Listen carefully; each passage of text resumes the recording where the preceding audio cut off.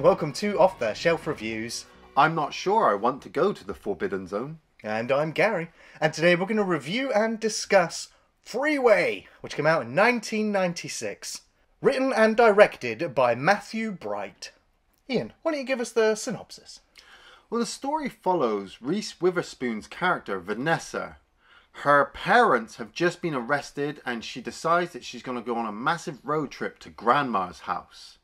Along the way, she meets up with Kiefer Sutherland's character, Bob, and the two of them get into some madcap misadventures.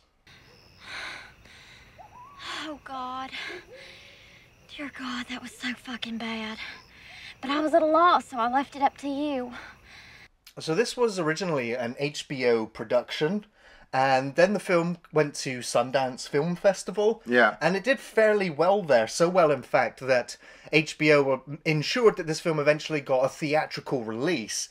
And it was really there that people started to show their disappointment or their disapproval of some of the contents of this movie. And that was when producer Oliver Stone was just like, yeah, we've made something good here. Now, there was surprisingly little information, like backstory, I could find about this film, other than the fact that Kiefer Sutherland originally read the part and then refused it multiple times. And it was only until producer Oliver Stone convinced Kiefer Sutherland that he should do this part. And I have to say, this film, you know, when you look at the front cover of this film, yeah, you immediately go, no thanks. Like, pass. It looks so damn generic. It is one of the most generic 1990s DVD covers out there. And it's so easy to see why this film got lost in the shuffle. And it's a real damn shame. Yeah, like, never heard of this film before. It's like, okay, it's got Reese Witherspoon in it and it's Kiefer Sutherland. Well, Kiefer Sutherland was midpoint of his career. You know, he hadn't hit 24 just yet, so he hadn't become a household name again. Reese Witherspoon, she hadn't gone legally blonde, so she's still just a fledgling actress. She had a couple even parts. 20, I think, at this point. Yeah, and looking at it, like Gary said, you look at the front cover and you're just like, nah, that looks like a made-for-TV type movie. Just looks kind of boring, generic. But at the same time, I was just like, there's got to be something in there because these are two really good actors and actresses, you know. And then obviously when we looked into the research of the other people in the movie, it was just like, okay, I have to see this. You know, we've got like Amanda Plummer, we've got Brittany Murphy, we've got Michael T. Weiss, who you might know from Howling 4. We've got Bokeem Woodbine. You know, we've got Dan Hedaya, you know, from Blood Simple, and the Colonel from Alien Resurrection. I'm like, this is quite a lineup of people, so I need to know how this all plays out. Now, the intro to the film is also very giving in terms of telling you what this story is about, and it is the fairy tale. It's a reinterpretation of Little Red Riding Hood. Man, that music at the beginning. Oh, that music, it's so discordant, and so it is like a fairy tale that's been thrown into a horrific blender. Yeah.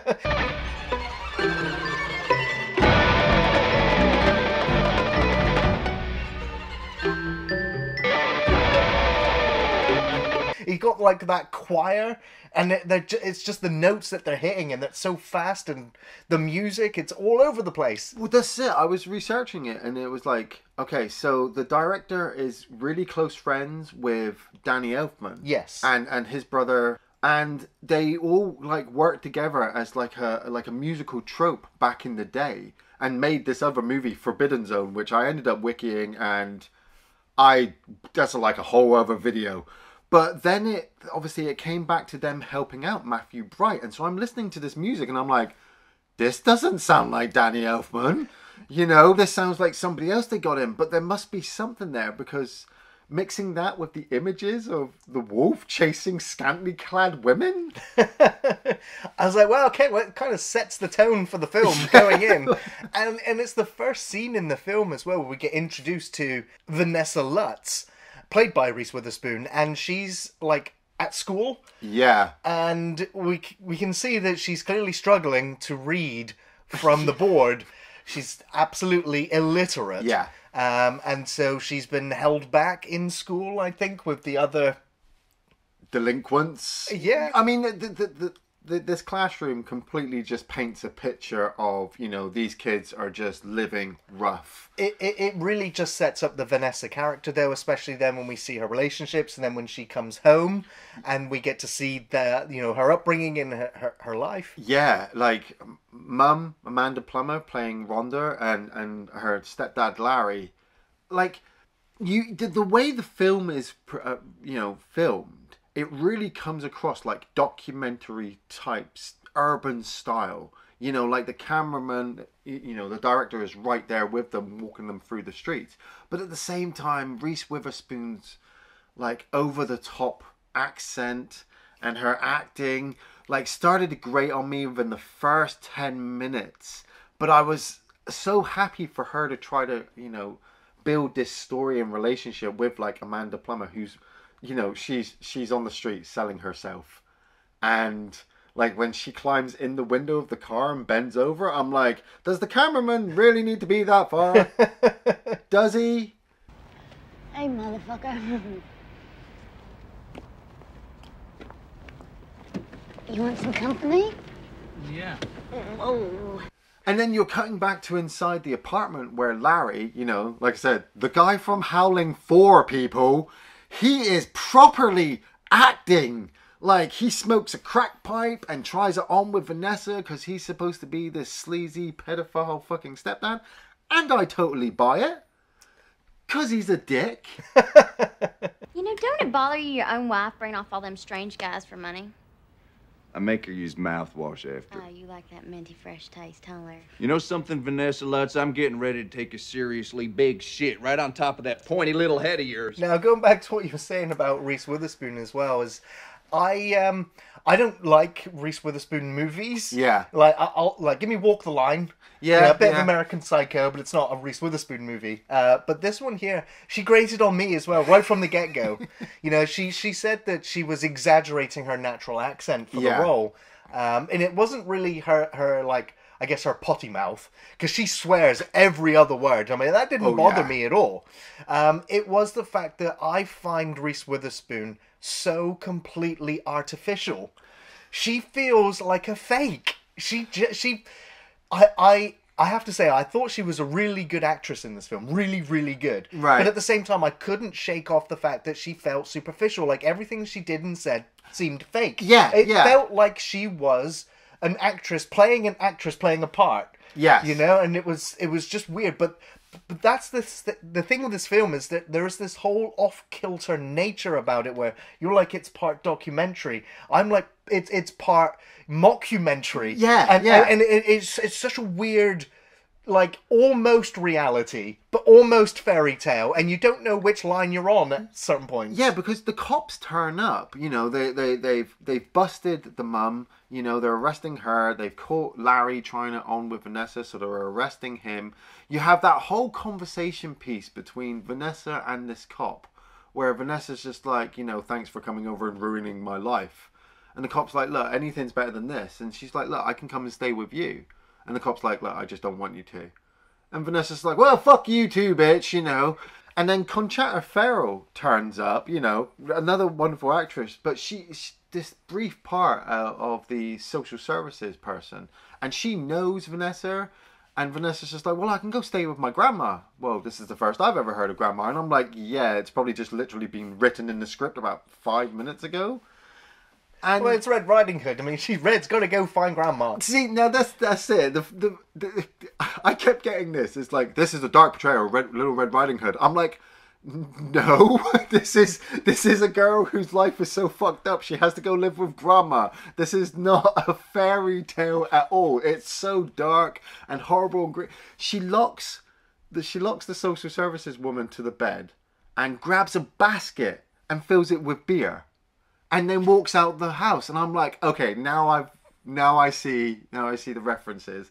Steals the car and heads over to Chopper Wood's place, which is her boyfriend from the start of the movie. I think they're actually engaged, aren't they? Yeah, like, and she's like, look, like, shit's gone down. I'm gonna go to LA to see Grandma. Come with me. And he's like, well, I can't. I've got a parole hearing. I've got this and that. And she's like, well, here's a beer. Yeah. And he's like, well, here's a gun. Here's a gun. Sell it. So you've got money when you got something when you get where you're going. And she drives off and she's so upset, you know, that was Chopper, that was her one love and everything. And I'm like, okay, is this supposed to be funny? Because I'm finding it more funny than dark exactly. now. That is the weird nature of this film, is that it's because of its quirks. Yeah. Because of its slightly off-balance reality, it appears funny. And I found that the film really carefully builds up that comedy as it goes, so it becomes more outrageous as it goes on. It totally did, because like just after she turns the corner, some gangsters that have just had their problem with Chopper come driving round the corner and gun him down in the street. But like he gets hit once and then has this elongated death sequence on the floor, and I'm like, I don't know how I feel about that. Like, am I sad that now Chopper's dead? Okay. Vanessa carries on driving, and immediately our car breaks down, and she's checking it out, and another car pulls up, and out steps Kiefer Sutherland. Now, he just looks off. Well, I honestly, it was at this point in the film where this is the only momentum drop in the film for me, where I was so invested in this Vanessa character, even though I kind of didn't like her. I started to feel I started to feel sorry for her at the very least. And so, like, we know this is a Red Riding Hood story. We know there's going to be a wolf at some point. And we've already heard on the news that there is like an I-95 killer. Yes. You know, there's a serial killer killing women off the freeway. And in LA, and so like alarm bells are ringing. We kind of know Kiefer Sutherland's going to be this serial killer, but he's just like, no, you know, I look after boys. I do this retreat. You know, the mental well-being of people. He really builds up this character like a psychologist. Yeah, Kiefer Sutherland is sat there, and that's what really started to get me back into investing in the movie. Past, you know, Reese Witherspoon's annoying voice, you know, or how dark or funny some of the situations were. I've got acting again. Yeah, now, but I will also say, like, the first 4 minutes, I think, of them two in the car, just the beginning dialogues, I zoned out of the movie almost entirely. I don't know what happened. Yeah, it was either Kiefer Sutherland's, like, it was his mild-mannered nature. I don't know, the two of them, for me, to begin with, seemed to lack chemistry. Yes. Something just wasn't working. I mean, I know the film was trying to illustrate that something's off about him, but it put me off the film for a couple of minutes, which is a shame. What started to creep me out, though, was, like you said, there was no chemistry at first, and it was a bit off. And I'd spoiled it for myself, so I kind of knew where this was going.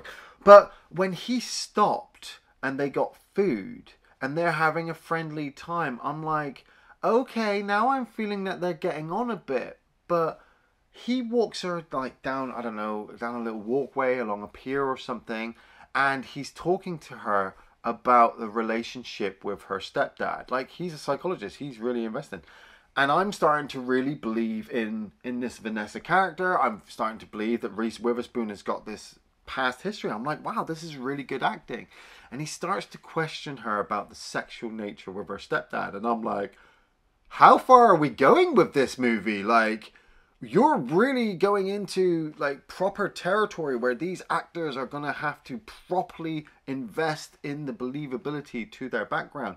But it's the way he kind of steps behind her at this point and puts his hands on her shoulders that I'm like, that's not a normal psychologist thing to do when you're talking about the sexual nature that you had with your step-parents. Yeah, well, he's completely trapped her, but he's also, you know, enabled her to build this trust in him. Yes. So that it doesn't come across that way. And so, yeah, you know, it's a cat now playing with a mouse, and she's completely trapped by him. And that's what kind of got me more invested into the Vanessa character a little bit more, was I wanted her to get away. Because I wanted her to get away from him. Yeah, yeah. Now, it all comes to the forefront when, you know, after they've had the moment in the restaurant and they get back into the car, and she's like, you can just let me out right now. Let me out. Well, he questions her, doesn't he? Yeah, he questions her to the boiling point, and that's when she realizes that her door handle is missing from the car. And he waves it at her, like, you ain't going out. And, you know, and a part of my brain just went, wait a minute. You've been in the car for how long? Yeah. And you didn't notice it. No. You at one point got out of the car to go to the restaurant. Did he let you out? Did you get out his side? Did he only do it when you got back from the restaurant? But at the same time, I'm like, it's just something there that just makes me go, ooh, she probably should have noticed that. But brain, it's fine, we'll carry on. This is a girl who couldn't read cat drinks milk at the beginning, and you want her to spot the fact that a guy's taking a car door handle off. Well, I want to go out on a limb and say that the film didn't make a mistake. Because if it did make a mistake, it's a pretty big glaring one. I like to think that this Vanessa character is much, much smarter than she's letting on. She is. Yeah. Later on, she goes into a restaurant on her own, and she looks at the menu and she orders everything that she wants and puts the menu back down. And I'm like, so she can read! I'm like, did the filmmakers totally forget that? Or is that the film telling us she's a hell of a lot smarter than she's pretending to be? The film doesn't answer it. Well, in a weird way, Kiefer Sutherland actually does bring that up at one point when he's questioning Vanessa, where he fucking badmouths her. Like, I don't know if I'm able to repeat some of the stuff that they say to each other, but it's also the way that he says to her, like, you try to use your position to get people into a particular place so that you can take advantage of them, but she's not even aware that she's doing it. Yeah, that's because he considers her trash people. Yeah, and he pulls out this razor blade, and like I said, he's not actually said he's the killer, but the way he's looked and smirked, that you're like, yeah, he is. And he talks about what he's going to do to her body after she's dead. Are you gonna fuck me when I'm dead? Mister, I'm a person. I'm a human being. Yeah, like that drug addict fucking whore of a mother of yours. And you're like, what the fuck? You know, this is the girl from Legally Blonde, and she's arguing with fucking the guy from Lost Boys about him trying to fuck her dead corpse. Like, we're going with that? And she whips out the gun that Chopper had given her, and she takes him hostage. Now, you know he's playing her this whole time about being upset and wants forgiveness, and it was a dark spot. Don't know what came over me. Something dark. She's like, pretty dark, mister, considering what you were going to do to my corpse. That's it, yeah. And it was fucking brilliant. Like, I wanted her to shoot him. And then when she pulls him up into a little quiet spot and pulls the trigger, I'm like, oh, fuck. Yeah, no, I was so surprised. I was like, oh, wait, he's still alive. He's gargling and bleeding, and he walks out of the car and falls down. And I was just like, I honestly thought this was the whole movie now. Them two in the car, the hostage, power play, the dynamic. And it was like, no, she fucking shot him there and then. Yeah. But he's not dead yet. Oh, wait, no, she just shot him like 8 more times. Oh, it was fucking brilliant. Talk about double tabbing. Oh, God. Oh, my goodness. Ah!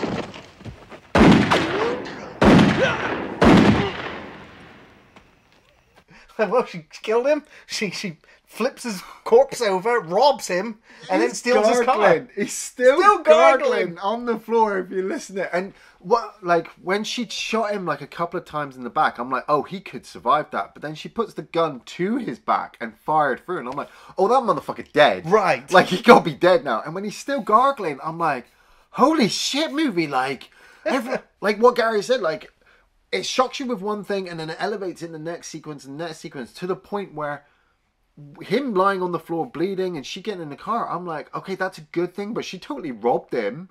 And yeah, he's a murderer, but like, where are we going to go with this? And when he stumbles into the two sequences together were two of the funniest sequences I saw, where she stumbles into a restaurant and she's got blood all over her face and her hands because in the dark she couldn't see what she was doing. And she orders her food and she says to the waitress, like, oh, have you got a restroom? And she goes to wash up.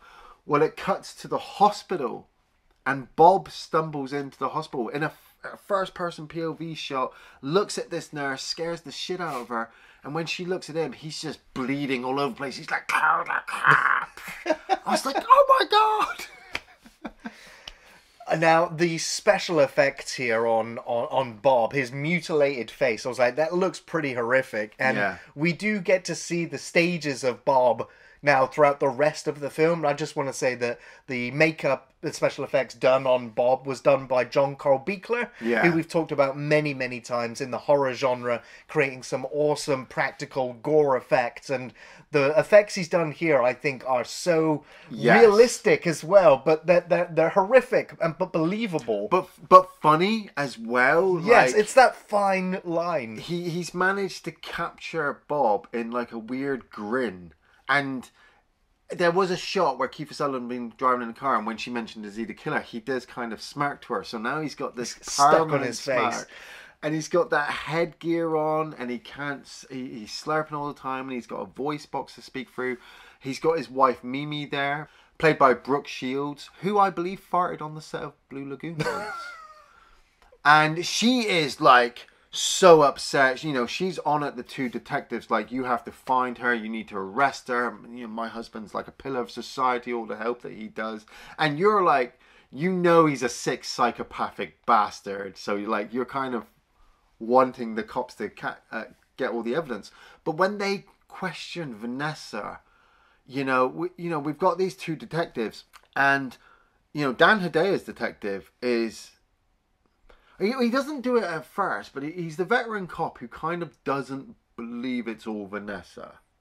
And then you've got Detective Breer, who, he hasn't got the tact yet. He is still a bit more kind of cold and a bit more brutal when it comes to obviously questioning and witnesses and stuff. But him and Vanessa going at it in the interrogation room. Wow. Well, he definitely pushes some of her buttons, and she reacts violently, as we've seen now throughout most of her screen time. That is the way she reacts. Yeah. And it's probably one of my favourite scenes in the film. Not so much the dramatic outburst, but just Reese Witherspoon sat in the chair answering these questions. I just thought that was one of her best performances in the film. Man, she had me in fucking stitches in the courtroom. In the courtroom when Bob gets wheeled in. Oh my God. Is that you, Bob? You got hit with the ugly stick. Is that you, Bob? I can't believe such a teeny weeny little gun makes such a big mess out of someone. You out of your mind? And hey, I heard you have one of them big poop bags that's like attached to your body and all your shit comes out and like lands in it. You're just a big old shit bag, ain't you, Bob? Like, it got to like I said, when the film first started, I was just like, is this voice going to stick with me? But as we're getting through the movie, like Gary said, you feel sympathetic to Vanessa and you feel for Reese Witherspoon, and her emotional outbursts are all justified. But it's so confusing at this point because I'm like, man, now I feel sorry for Kiefer Sutherland and I hate this girl. Fuck him! No, he's a yes, I know he is, but that's what this film's doing. Murderer. No, I did not feel sorry for him. I was so like I was wanting the cops to find everything. So she gets sent to jail, and I thought it was brilliant. That we'd had the guy from Howling 4 in this, and the judge in this scene would go on to become the old lady from Drag Me to Hell, which, if you haven't seen, is a fucking scary movie.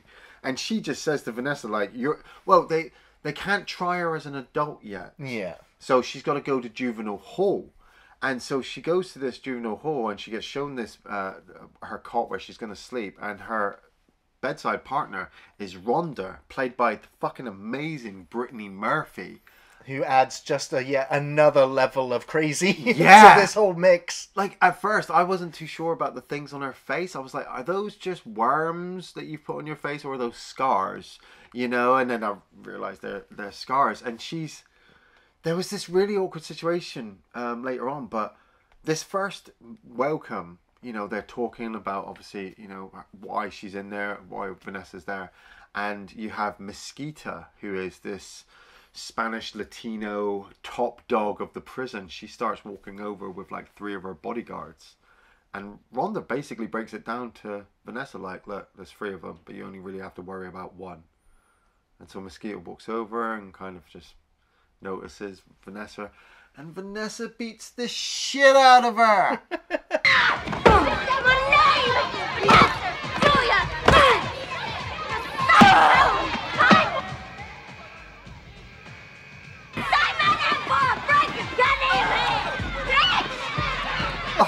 She grabs the telephone receiver and just smacks her across the face several times. Oh man! And again, when we see her later on with the bandages all over her face, her nose all exploded Yeah. open, just like, damn, Vanessa, you're violent.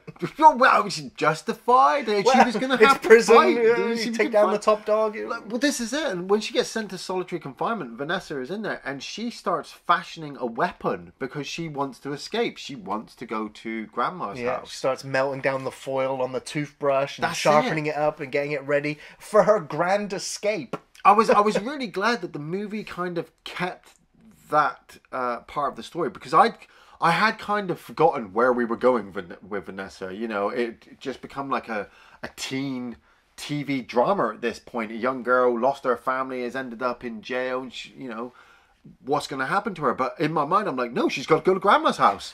There's a big bad wolf out there. But we keep cutting back to the big bad wolf. Yeah. Like Bob, now he's become like a TV celebrity. You know, Yeah. he's on all the news channels, all the talk shows, him and his wife playing the victim card. And like, oh, this girl, she shouldn't be tried as a child. She should be trialed as an adult and sentenced to life in prison, and all the sob stories and the recovery story of Bob and how he, you know, can no longer get an erection, which of course Vanessa will use against him. After all the wonderful letters that we received from across the country, My dick may not function, but I have not lost my smile. It's at this point as well that the cops are, you know, they've been interrogating people who have known Vanessa, and these people have said, look, Vanessa's a really nice person, but she'll go off the handle if like you mess with her. They went to her high school, and Yeah. that's when they realized that she was engaged to Chopper, Chopper. yeah. And that's when Detective Breer goes and follows up some of the things that she said by going to the crime scene, and he finds the lock of hair that Yeah. was cut. And that's when he realizes, okay, maybe this girl that we've been, you know, all accusing of just being a troublemaker, Yeah. there might be some truth behind it. And they go to Bob's house while Mimi's in, and they show her the search warrant, and they start looking around, and he goes out to the shed outside, and it's just porn. Shit tons of porn. And I don't know why the movie did this, but I laughed, right? There's porn all falls out, and they've discovered that there might be children's bones underneath the shed, so that the boys that he's been working with, he may have murdered, you know, and he's got pictures of obviously the women that he stabbed. And Mimi is completely freaked out and upset, and Brooke Shields runs up the stairs and blows her fucking brains out. And so you follow the camera up the stairs, see her bloody corpse. When Bob drives down to the house, all the cops out the front are reading porn magazines. Yeah. I laugh. I'm like, is that supposed to be funny? I've just had all this darkness, and then... Yeah. Well, I mean, when the film released originally in the UK, I think there was like 7 seconds of cut material, and all of the porn flying out was what was cut, because I believe, like, I don't want to pause the image or anything, right, yeah. but I believe it was supposed to give the impression that it was child pornography. Right. I believe the thing that upset the censor at the time is that one of the magazines was toddler something or other, and that was why it was like, nope. So you can understand why the film is it's hinting at it, but not. But that's it. But it like was enough for Brooke Shields to blow her brains out. Yeah, like we said, some of the jokes, you're like, is that funny? Is that supposed to be there? Is it hit or miss? Because, you know, Vanessa, Mosquito, and a bunch of other of the prisoners are being transported. And before she left her prison, she kind of had this weird sexual moment with Rhonda, where Rhonda was like really into girls. Great acting from Brittany Murphy once again, but I was just like, what is going on, girls? And then they're traveling in the van. They stop to go toilet, and while the prisoners are in the toilet on their own, you know, Vanessa pulls out her makeshift blade, basically, that she's made, and she grabs the female leader, guard leader, Who I think she was in They Live as well. right? She gets pulled in and gets fucking beaten the shit out of by Mosquito, which, like, I don't know if she deserved that or it was supposed to be funny, because we don't see her get beaten up. We just see Mosquito kind of like jumping on one spot covered in blood. But when Vanessa goes outside, she slashes the guard right up the chest. Exactly. That's why I'm like, lack of, like, sympathy now for this Vanessa character, because she's just gone on this, like, violent spree now. Like, he's like, the guard's on the floor, like, you didn't have to kill me. And Vanessa's like, I didn't kill you, but I will if you want me to. I'm like, oh, okay, chill. And so she steals the bus, and all the prisoners go off on this escapade across the country now while they're still heading to LA. Well, they head to Mosquito's boyfriend, and she hooks back up, and they get Vanessa a new set of clothes, some money, a car, because Vanessa still wants to head to Grandma's house. And it's kind of a nice little, us girls have to look after each other kind of moment. Yeah. Like, she heads off with the gun. And I think she takes the car, but the car breaks down or she loses it because she starts pretending to be a prostitute on the street to steal another car to head to Grandma's house. So she robs this guy at gunpoint. Well, he did only have $5. He didn't intend on paying her. He's fucking like, John's like, seriously, if you're going to pay for sex, really properly pay for sex. If you can't pay for sex, don't have any sex. One of the best scenes was, one of my favorite scenes was when it flicks to the diner and you get this waitress walking up to a table and she says, "Excuse me, sir, there's no smoking." And it's Bob escaping from the cops. And Kiefer Sutherland is just there with that horrible grin on his face. His voice box. But he's smoking and the smoke's coming out through the hole through his... And he's talking about bringing him some soup and a fucking straw. Oh man, that sequence was the devil in him then. Yeah. Exactly. Like, he's out for business, he's out for blood. His time's up. Well, he's got the picture of Grandma and he's got her address. And one of the craziest things, I don't know if, I researched this bit of trivia for you, that her father's picture. Yeah, it's Richard Speck. Yeah. I'm like... He's a known mass murderer. So, was it really her dad? Or was that just a story that Mum told her? Is that why she ended up hooking up with Bob? Maybe it was destiny? Weird.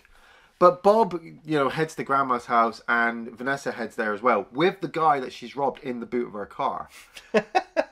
And she fucking pulls up. She heads towards Grandma's house. The cops come and she walks into Grandma's house and Bob is hiding in the bed. I'm your granddaughter. I'm here to take care of you forever and ever and ever. Why are you hiding? Here, let me see. Just like the big bad wolf. Yeah, wearing Grandma's, nightgown and night hat. Man, I love this fucking line. Like, they're fighting, and she goes, "You killed my grandma," and he's like, "That's not all I did to Grandma." And I'm like, ew! Oh. Because you cut to Grandma, and she's like this. Like, what the fuck, movie? What the fuck? And so, they're wrestling and they're fighting over the gun and trying to get the upper hand. And, it's another, like, random comedy offshoot bit here as Sidney Lassick walks in playing a character called Woody. And he's just like, "Hey, I got that extension cable that you wanted." And he gets shot. He just gets blasted. I'm like, oh, no. In the next scene, all the cops are outside. You just see him walk by holding his stomach. Just like, you poor bugger. They fight and he fires off every round. Like, Bob is totally useless at this point. He's just getting the shit kicked out of him by Vanessa. And she grabs a cord, wraps it around his neck, and just fucking strangles him there. And she stumbles out just as the cops are going in. And I did think for a moment Bob was going to come back for like one more final. go. And they were going to blast him. But they didn't. They kind of look at the room and Dan Hedaya's like, "Holy shit. Holy shit. Holy shit." And then they walk outside, they look at Vanessa, and you're taken in the moment like, what the fuck has been going on for the last hour or 40 minutes? And she just goes, "Has anybody got a cigarette?" And they all laugh. Yeah, and it cuts to a still image, doesn't it? And I was just like, wait a minute. She stole cigarettes from Bob's pocket at one point. We know she's got a lighter from inside when she made her escape tool. Yeah. But we never actually see her smoke the entire film. Wow, yeah, I didn't... What an ending. Yeah. I mean, I kind of prefer the ending. It would, like, instead of doing the whole, the woodcutter coming in and cutting down the wolf, like, having her do... I mean, we've seen throughout the film, she's more than capable of dealing with Bob. That's it. The ending of the movie kind of completely justified the beginning for me. Like, like we said at the start, when you look at the movie, you're thinking, nah, it doesn't look that good. And then by the end of it, you're like, whoa, did I enjoy that? Yes. What were your favourite scenes from the film? Oh man, I had quite a few. I was like, when I started to get past 5 favourite scenes, I'm like, yes, this movie is definitely good. The whole beginning with Larry, you know, like, this is the guy from Howling 4, people. It was a fucking horrible experience, and I never thought that this guy could ever justify his acting in that movie. But him smoking a crack pipe on a sofa and watching TV with Reese Witherspoon and playing this sleazy fucking horrible stepdad, hell yeah, it was up there with Uncle Bully. You know, that's how fucking good that acting was. I love the moment where he was sat in the car laughing his ass off.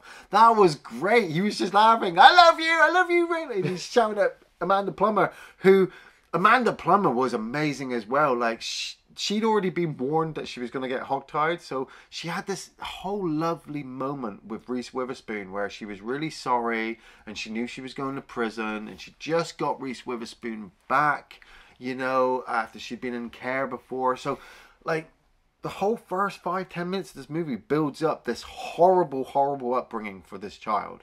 But it was just portrayed brilliantly by these actors. And then when they're carrying out and they've hogtied her legs and she's biting and screaming, yes. The whole acting in the car with Kiefer Sutherland, like, yeah. Like I said, the whole beginning of the movie had set up this back history. So then when Reese Witherspoon starts talking about it, you know, it was... At first I wasn't too sure if I should believe it or not because, you know, she is just acting. But then she's acting so good that I am fully believing it. It's making me feel sympathetic for her character. And then when Bob flips it with the questions and he starts really potty mouth talking to her and calling her a bitch, the whole bit with the razor blade was horrible. I knew he had it in him. Yeah. But there was this moment where she's pulled the gun on him and put it against his head and she's umming and ahhing what to do. And they literally, it's like, I don't know, 10 seconds, maybe 30 seconds of just quietness. He's driving and she's looking out the window like, I'm not too sure what I should do with it. Moments like that are just perfect. Yeah. Yeah. The whole shooting sequence, like, Jesus wept. He stumbles out of that car, he's bleeding profusely. She fucking shoots him a few more times, shoots him in the back, and then he's gargling on the floor. When she got down on her hands and knees and she's praying to God. To God. Yes. She's like, I know I've done a very bad thing, but I know he was very bad. I'll just let you sort it out, God, okay? Yeah, I was kind of letting you tell me what to do, so I think that's okay. That was just brilliant. When they go to question Bob about who shot him and they show Vanessa's picture to him and she's sticking her tongue out. And then obviously you've got Mimi as well, Brooke Shields' character. Like, she really did play the kind of horrible wife. Very well. Very, very well. And so then when that all plays out where they find the porn and then she blows her brains out, you're like, I really enjoyed that, but I'm not entirely sure if I should. It's so dark, but so funny. And then my last 2 favourite sequences, like Vanessa in the courtroom when she was fucking laughing at Bob the whole time and ripping him up for being so ugly. It was really good. The movie grated on me because I wanted him to be on that side. I wanted him to be arrested, but I saw how it's being played out. And then on top of that, Kiefer Sutherland's diner with the smoke coming out the hole in his neck. Yes. Yeah. I think you've literally listed all my favourite scenes there was as so well. many. Yeah, now even though I didn't... Even though I got taken out of the movie for a little while when she breaks down and he picks her up and she gets into his car. Yeah. I think it's the subsequent scene afterwards, after the restaurant, when the conversation really heats up and the questions start to get a little bit more invasive until, you know, everything happens all the way up until her shooting him. Yes. You know, all of that sequence, that extended moment in the film is really, really, really good. I think my second favourite scene is the Reese Witherspoon scene, which is being interrogated by the 2 cops. Again, because it's an extended scene. The dialogue, the back and forth, and then, of course, the violent explosion at the end of that scene as well. And then, of course, seeing Sidney Lassick turn up, you know, that poor guy from One Flew Over the Cuckoo's Nest, just turning up, bringing the extension cable, getting shot and walking off. It's just like, man. Oh, not Grandma, like... Well, Grandma never said anything. Yeah, true. There's just so many great memorable moments in the film that I'm sure it's going to be an easy recommendation, Ian. I want to say it is, but like, I definitely really enjoyed myself, but at the end, once everything had played out, like, you really have to, you know, give it to yourself to sit down and actually watch it all the way through, and you'll be surprised. But I reckon there will be a few people who might sit there and go, oh, that was a bit far, that was a bit dark, you couldn't have gone that far. Like we said, some of the dialogue sequences about her stepdad and the relationship, that's a bit touch and go. You know, some of the language used in the interrogation sequence, you will not see that on TV nowadays. But you know what? Yes, Reese Witherspoon, give it a go. Yes. I'll also be giving Freeway a massive recommendation. It was highly entertaining, darkly comedic. It was a fairy tale road trip with some heavy reality thrown into the mix. I think what really makes Freeway stand out and work is the slightly off-kilter nature and tone of the film. You know, the themes explored are really dark, with drugs, serial killers, rapists, child abuse, prostitution, and more, yet the tone can be horrifyingly hilarious, which feels bizarre and natural at the same time. This is all helped by a fantastic performance by Reese Witherspoon, who nailed the dialogue with such great enthusiasm and wild energy. Kiefer Sutherland is always great, and he delivered a scary and frightening serial killer, very memorable, and also aided by the fantastic John Carl Buechler, who helped bring this monster to life on screen. Yeah. Great music by Danny Elfman, a very fitting composer for such a nasty fairy tale. You have to check out Freeway. It's got a great pace, lots of unpredictable energy, great performances, and memorable scenes. Her life is no fairy tale. Thanks for watching Off the Shelf Reviews.